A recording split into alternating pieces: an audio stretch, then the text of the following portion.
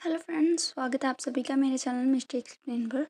बिना किसी देरी के रेडियंट ब्राइड मंगा को स्टार्ट करते हैं। लास्ट चैप्टर में हमने देखा था औरतियों ने बहुत सारी ग्रास भिजवा दी होती है रेडिना के पास उसे देने के लिए। तो इतनी सारी ग्रास को देख के ना जो रेडिना है पहले तो सोचती है ग्रास, और फिर वो सोचता है इतनी सारी। तभी औरती पीछे से उसके पास जाता है और उससे बोलता है कि मैंने तो कहा था कि तुम्हें ग्रास चाहिए। तो यहाँ पर ना रेडिना सोचती है लेकिन इतनी सारी थोड़ी ना कहा था मैंने। तभी वो बोलता है रेडिना, तो वो बोलती है यस योर हाइनेस। तो वो बोलता है कि तुम्हें कैसा फ़ील हो रहा है। तो वो उसे देखने लगती है और औरतें उसे बोलता है कि क्या हुआ। तभी जो रेडिना है पहले तो उसे नहीं पता होता कि वो किस तरह से आंसर करे। फिर वो उसे बोलती है कि मैं बहुत ज़्यादा ग्रेटफुल हूँ योर हाइनेस, और वहाँ पर वो करने लगती है।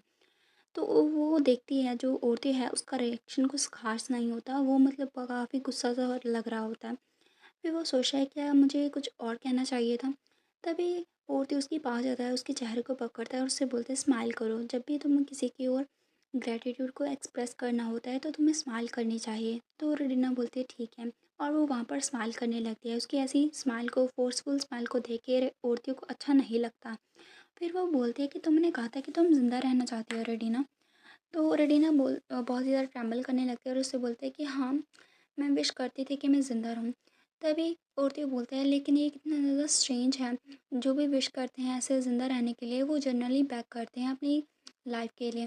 तभी जो रेडिना है वो नीचे झुक जाती है और उसे बैक करने लगती है, योर हाइनेस मैं बहुत ज़्यादा पहले अपने राइट माइंड में नहीं थी, प्लीज़ मेरी लाइफ को अभी के अभी एंड कर दीजिए और इन सारी चीज़ों से मुझे छुटकारा दे दीजिए। और उसकी बातें सुन के ना औरतें उससे बोलता है कि क्या तुम सच में मरना चाहती हो, और वो स्मार्ट करता है। तभी उसकी स्मार्ट को देख के ना जो रेडिना है वो फ्रीज़ हो जाती है। और जो औरतें हैं वो सोचता है इतने सारे एफ़र्ट जो मैंने किए हैं वो सब करने के बाद तुम यहाँ पर चाहती हो कि तुम्हारी डेथ हो जाए। नहीं, मैं ऐसा नहीं होने दूँगा। तभी वो रेडिना को उठाता है और उस ग्रास पर पटक के मारता है। तभी जो रेडिना है ना वो वहाँ पर होती है, तो औरतें उसके करीब जाता है और उसे बोलता है कि जैसा कि मैंने तुम्हें पहले कहा था, मैं बहुत ही ज़्यादा मैनर्स पर ध्यान देता हूँ और मैं यहाँ गोल्डन सन प्रिंस हूँ। तुम्हें ये बात पता होनी चाहिए, तुम्हें हर बात को यहाँ पर मेरे फॉलो करना होगा। तभी वो उसके बालों को पकड़ने लगता है। तो यहाँ पर एडिना उसे बोलते हैं wait a minute your highness, मुझे पता है आप बहुत ज़्यादा काइंड हार्टेड हैं, जहाँ तक आप दिखते हैं उससे भी ज़्यादा काइंड हार्टेड हैं, आप बहुत ज़्यादा जेंटल एंड काइंड हैं। तो यहाँ पर औरतें चकल करते हैं और उससे बोलता है कि क्या सच में मैं ऐसा हूँ। तो फिर ठीक है, दोबारा पूछ कर देखो कि मैं तुम्हें मार दूँ और फिर मैं तुम्हें बताऊँगा कि मैं जेंटल हूँ या फिर नहीं। और फिर वो उसे बोलता है कि अगर तुमने फिर से मुझे एक और बार कहा ना कि मैं तुम्हें मार दूँ, तो फिर देखना मैं यहीं और अभी और इसी वक्त तुम्हें अपने पास ले लूँगा, मतलब तुम्हें अपनी आर्म्स में ले लूँगा। और मुझे पता है वुमेंस के लिए ये चीज़ डेथ से भी ज़्यादा ट्रॉमेटिक होती है। तो वहाँ पर उसे टॉर्मेंट करने लगते हैं और उससे बोलते हैं ऑफ कोर्स अगर तुम अपनी लाइफ के लिए यहाँ पर अभी मुझसे बैक करोगी तो मैं तुम्हें छोड़ भी सकता हूँ। तो रेडिना काफ़ी डर जाती है और वो आगे उससे बोलते हैं कि अगर तुमने ऐसा किया ना तो मैं अपना बेस्ट करूँगा तुम्हें ज़िंदा रखने के लिए, और मैं तुम्हें वो हर चीज़ दूँगा जो तुम्हें चाहिए, और तुम्हें अपनी वुमन बना के रखूँगा अपनी जो लाइफ के एंड तक। और उसे आगे भी बहुत सारी चीज़ें बोलने लगता है। तभी वो उसके माथे पे किस करता है और उससे बोलता है कि मैं तुम्हारी जो हेड है उसमें बहुत सारी बातें अभी घूमते हुए देख सकता हूँ। तो ये कोई भी पर्सन ऐसे थॉट्स में नहीं होता जो कि सच में डाई करना चाहता हो, मतलब जो भी पर्सन सच में मरना चाहता है उसके दिमाग में इतने सारे थॉट्स नहीं होते हैं। फिर वो उसे वहाँ पर किस करने लगता है। तभी वहाँ पर जैसे ही वो उसे किस करता है ना तो रेडिना को सांस नहीं आती और वो काफ़ी ज़्यादा वहाँ पर ब्रेथलेस हो जाती है। उसे इस तरह से देख के औरतें उसे बोलता है कि तुम तो एक किस से ही थक गई। तो रेडिना सोचती है कि ये अभी क्या हुआ, मेरी बॉडी इस तरह से फार क्यों लग रही है मुझे। तभी औरतें उससे बोलता है कि मुझे लगता है आज के लिए बस हुआ, तुम्हें और ज़्यादा स्ट्रांग बनना होगा मेरे साथ विथस्टैंड करने के लिए। और वो उसे का हाथ को पकड़ता है और उसकी उँगली पे काट लेता है, जिससे उसकी उँगली से ब्लड आने लगता है जो कि इस एक कपड़े पर गिर जाता है। तो जैसे वो ब्लड गिरता है ना तो वो वहाँ खड़ी सर्वेंट को बोलता है गिनू को कहो ये जो कपड़ा है इसे मेरी फादर की पैलेस में ले जाओ। मतलब वो उन्हें बताना चाहता था कि उसने इस लड़की के साथ जो नाइट है वो स्पेंड ऑलरेडी कर ली है। तभी वो उसका किस करता है और उससे बोलता है अभी तुम रेस्ट करो, और वहाँ से चला जाता है। तो इस तरह से देखे ना रेटिना वहाँ पर अकेली होती है और सोचती है कि सर्वेंट्स यहाँ हर टाइम पे खड़े थे, क्या उन्होंने सब चीज़ें देख ली हैं। और फिर वो वैसे ही खड़ी होती है और फिर वो सोचता है रुको, क्या निको निको ने भी इस तरह से मुझे देख लिया है? अगर ऐसा है तो मैं उसे कल फेस कैसे करूँगी? तभी वहाँ पर निको आती है और उससे बोलती है कि प्लीज़ रेडिना मुझे माफ़ कर दीजिए। जो योर हाइनेस है वो सडनली यहाँ पर आ गए थे तो मुझे पता नहीं था कि मुझे क्या करना है और मैं काफ़ी डर गई थी।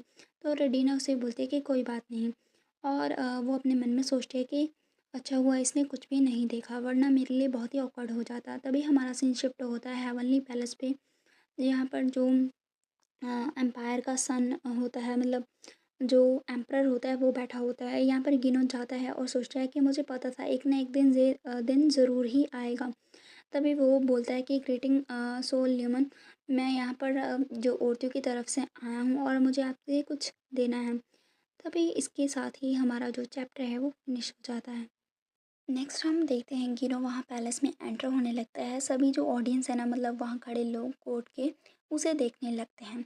तभी हम देखते हैं वहाँ पर जो मतलब वहाँ का राजा होता है, किंग, वो वहाँ पर बैठा होता है। तभी वो उसे ग्रीट करता है और उसका नाम होता है ल्यूमन, और वो सन होता है सन गॉड का डायरेक्टली।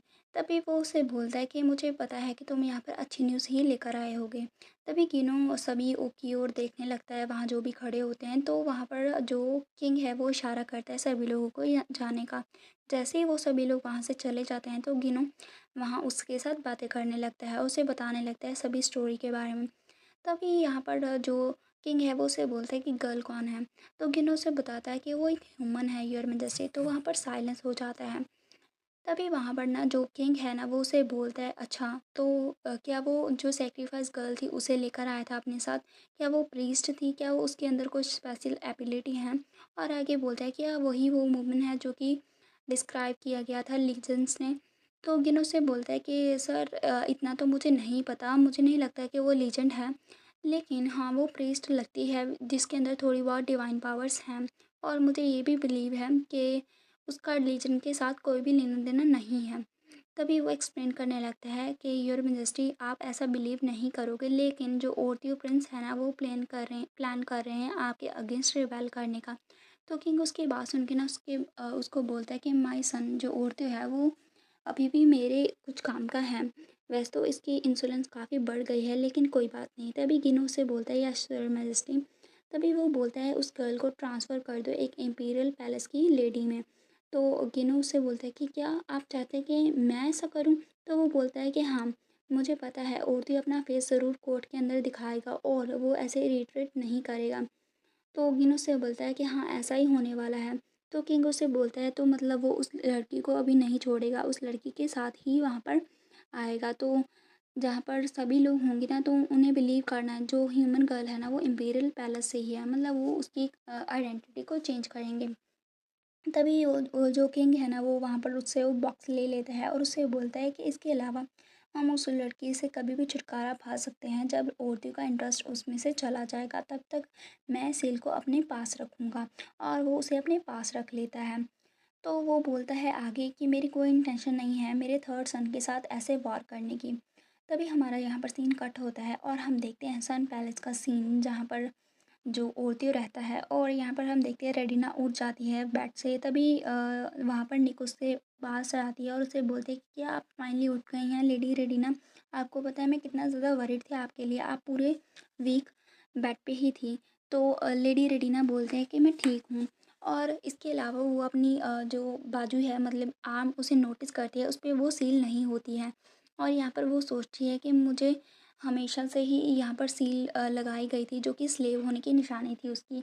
और लेकिन अभी के अभी जब मैं उसे देख रही हूँ तो वो सील यहाँ से गायब हो चुकी है। इसके अलावा मेरी जो स्किन है वो काफ़ी ज़्यादा स्मूथ लग रही है, जैसे कि ये मेरी ही ना हो। फिर वो सोचती है कि हिज़ हाइनेस ने मुझे बोला था कि मैं कोई भी चॉइस कर सकती हूँ, लेकिन क्या सच में मेरे पास राइट है कोई भी चीज़ चूज़ करने का? और फिर वो सोचती है कि वो अभी तक मुझे ज़िंदा क्यों रखा हुआ है और वो मेरे ऊपर इतनी ज़्यादा मर्सी क्यों शो कर रहा है। तभी वो बोलती है कि निको, क्या मुझे कुछ खाने को मिलेगा? मुझे बहुत ही ज़्यादा भूख लगी है। उसकी बात सुन के निको काफ़ी खुश हो जाती है क्योंकि पहली बार उसने खुद से डिमांड की होती है फूड की। तो वो बोलती है कि मैं अभी आपके लिए लेकर आती हूँ। तभी हम देखते हैं उसने बहुत ही अच्छे से खाना खाया होता है और यहाँ पर वो सोचती है कि पता नहीं क्यों मुझे बहुत ज़्यादा रिफ़्रेश्ड फ़ील हो रहा है, सिर्फ़ एक किस से ही मैं इतनी ज़्यादा अच्छा फ़ील कर रही हूँ। तभी वो बोलते हैं कि निको, क्या तुम्हें पता है मैं कोई प्रीस्ट नहीं थी पहले, मैं एक स्लेव थी इस जहाँ आने से पहले। और इसके अलावा मेरे हाथ पे एक स्लेव की सील भी थी जो कि प्रूफ था कि मैं बहुत ज़्यादा बॉटम लाइन से बिलोंग करती थी। लेकिन एक छोटी सी किस्से ही वो डिसअपियर हो गई। मुझे ऐसा लग रहा है जैसे कि ये बहुत ही ज़्यादा ट्रांसिस्टरी है। तभी ये निको से बोलते हैं कि लेडी रेडिना, आप ऐसा मत कहिए, आपकी लाइफ बहुत ही ज़्यादा इम्पॉर्टेंट है। इसके अलावा यहाँ पर हेवनली पैलेस में सभी को इक्वल माना जाता है, अनलेस कि वो डाइटी हो। डाइटी मतलब जो इमॉर्टल गॉड होती है। तो यहाँ पर आपके पास बहुत ही ज़्यादा मीनिंगलेस है। तो उसके बाद उनके ना जो रेडिना उसे देखने लगती है और आगे निको से बोलते हैं, इसके अलावा जो आप है ना, वो हिज हनेस की फर्स्ट वुमेन है, मतलब उनकी वुमेन है जिन्होंने उन्होंने आपको पर्सनली चूज़ किया है। और मैं भी आपको बहुत ही ज़्यादा रिस्पेक्ट देती हूँ। तो हर किसी को आपको रिस्पेक्ट देनी होगी क्योंकि आप उनकी वुमेन हैं और आप मेरी फ़र्स्ट लेडी हैं जिन्हें मैंने सर्व किया है। तो आप बहुत ही ज़्यादा स्पेशल हैं मेरे लिए। मैं बहुत ही ज़्यादा हैप्पी हूँ आपके साथ आपको सर्व करके। तो रेडिना यहाँ पर खुशी के मारे रोने लग जाती है और सोचती है, मैंने कभी इतना वार्म्थ कभी पहले फ़ील नहीं किया है। ऐसा लगता है कि मेरा दिल बहुत ही ज़्यादा मेल्ट हो रहा है।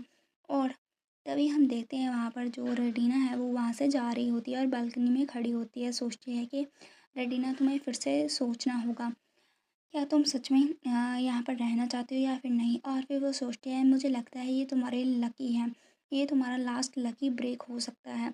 और वो काफ़ी यहाँ पर हैप्पी हो जाती है और यहाँ पर औरतियों की बातों को याद करती है कि तुम्हें स्ट्रांग होना होगा मेरे साथ विथस्टैंड करने के लिए। तो वो पीछे मुड़ती है और सोचती है कि मेरी ये लाइफ पूरी तरह पे प्रिंस औरतियों पे डिपेंड है किसी वे में भी। तो मुझे लगता है कि मुझे इस लाइफ में बहुत ज़्यादा हैप्पीली अपनी लाइफ जीनी चाहिए और जैसे वो मुझे करने के लिए कहते हैं मुझे वैसा ही करना चाहिए। तो मतलब वो अपनी ज़िंदगी की नई शुरुआत करने के लिए तैयार हो जाती है। तभी वो बोलते हैं, निको, क्या तुम मेरे लिए नाइफ़ लेकर आओगी, मुझे कुछ करना है। तो वहाँ पर वो ग्रास को देख रही होती है और वो शायद कुछ करने का सोच रही होती है। तो यहाँ पर हमारा जो चैप्टर है वो फिनिश हो जाता है।